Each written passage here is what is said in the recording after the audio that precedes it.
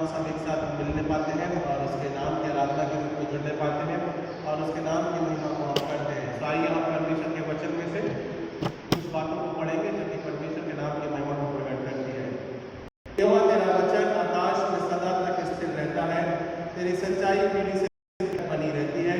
तूने पृथ्वी को स्थिर किया है, इसलिए वो बनी है। परमेश्वर के वचन के पढ़े जाने और सुने जाने से हम सबों को आशीष मिलेगी। आइए सब होता है कि हम प्रार्थना में जाएंगे, पर प्रार्थना करेंगे, परमेश्वर से विनती करेंगे कि परमेश्वर का अनुग्रह हमारे जीवन के ऊपर सदा बना रहे और हम उसके द्वारा आशीष और अनुग्रह होने पाए। परमेश्वर का वचन हम सबों के साथ में रहने पाता है।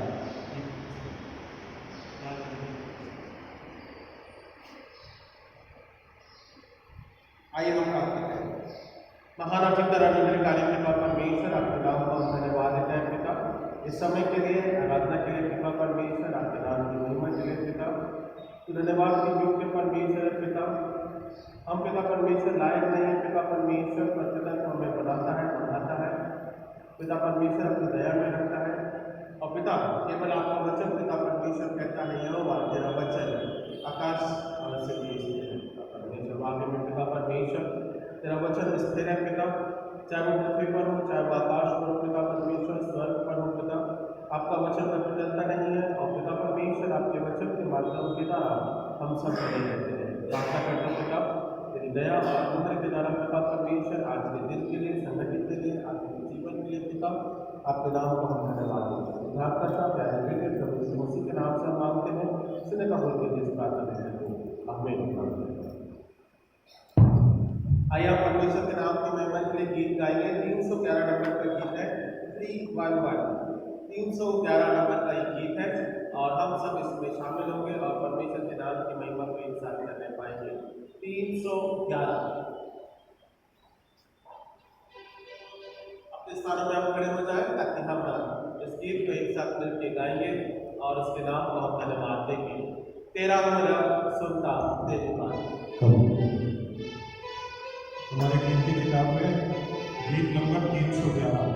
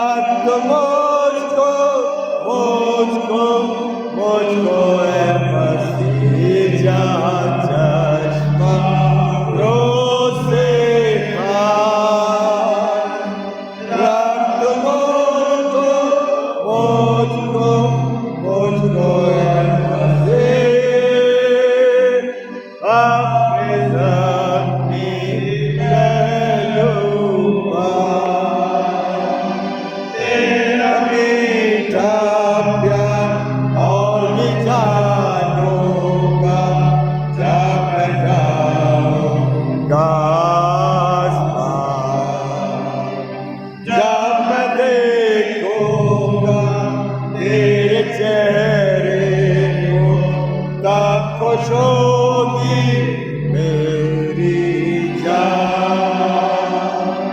रख मुझको मुझको मुझको है मसीह जान, चश्मा आँखों से खाम। रख मुझको मुझको मुझको है मसीह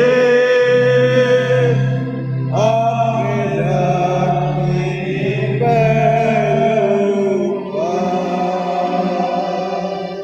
आइए हम इसी प्रकार से बने रहेंगे और हमारे विश्वास वचन को रसूल गीता को एक साथ करके दोहराएंगे, जो कि इस प्रकार से है और किताब के पहले पृष्ठ में पाया जाता है। मैं गाल रखता हूँ मतलब बाप पर, जिसने आसमान और जमीन को पैदा किया और उसके इकलौते बेटे हमारे खुदा यीशु मसीह पर, जो रूह कुदूस से मुजस्सिम होकर कुंवारी मरियम से पैदा हुआ, पुन्तियुस पिलातुस की हुकूमत में दुख उठाया, सलीब पर खींचा गया, मर गया और दफन हुआ, तीसरे दिन मुर्दों में से जी उठा, आसमान पर चढ़ गया और बाप कादिर मुतलक के दाहिने हाथ बैठा है, जहाँ से वो जिंदों और मुर्दों का इंसाफ करने को आवेगा। मैं इतिकाद रखता हूँ रूह कुदूस पर, पाक कलीसिया पर, मुकद्दसों की रिफाकत, गुनाहों की जिस्म के जी उठने और हमेशा की जिंदगी पर। आमीन। आइए आप इस प्रकार से बने रहेंगे और हम इंतखाबी सबक के नोट में पढ़ेंगे। भजन संहिता 119, साम्स 119, भजन संहिता 119 और 121 पद से लेके 128 पद के बीच में हम पढ़ेंगे। साम्स 119, 119 पद 121, 121 से लेके 128 पदों के बीच में हम पढ़ेंगे। और मैं विनती करता हूँ डॉक्टर विल्बर्ट मैसी से कि वो सामने आए और इस पाठ को बारी बारी से पढ़ने में अगुवाई करें। भजन संहिता 119, 121 से लेके 128 पदों के बीच में हम इस बात को पढ़ेंगे।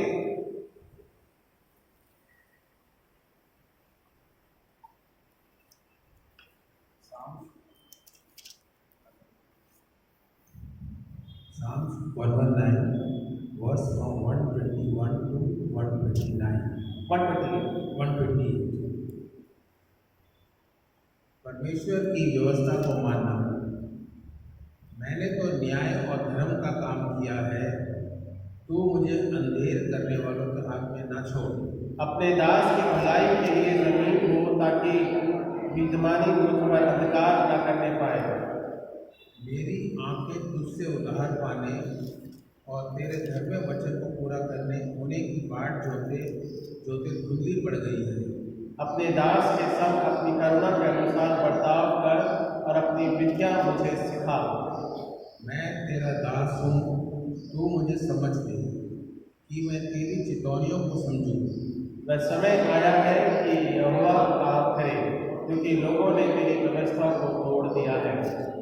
इस कारण मैं तेरी आज्ञाओं को सोने से वरन कुंदन से भी अधिक प्रिय मानता हूँ। 128वां पद, इसी कारण मैं तेरे सब उपदेशों को सब विषयों में ठीक जानता हूँ और सब विद्या मार्गों से बैर रखता हूँ। परमेश्वर के वचन के पढ़े जाने और सुने जाने में हम सबों को आशीष मिले। आइए हम बताएंगे। सताईस बाप की और बेटे की और रूह कुदूस की भी, जैसे कामिल हुई है अभी और रहेगी हमेशा तक।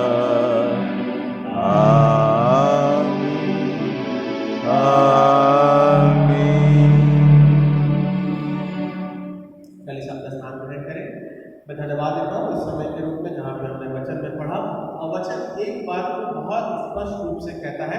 127वां पद लिखा है, इस कारण मैं तेरी आज्ञाओं को सोने से वरण कुंदन से भी अधिक प्रिय मानता हूँ। तो परमेश्वर की आज्ञा हमारे लिए अनमोल है, जिसका कोई मूल्य नहीं है। और हमारा और आपका जीवन, परमेश्वर भले ही हमको और आपको अपने स्वरूप में बनाया है, और उसकी आज्ञा मानना हमारे लिए बहुत अनिवार्य है ना। परमेश्वर ने चाहे पृथ्वी के प्रारंभ से लेके आदम और हवा के जीवन के रूप में केवल एक ही बात कही थी, आज्ञा को मानना।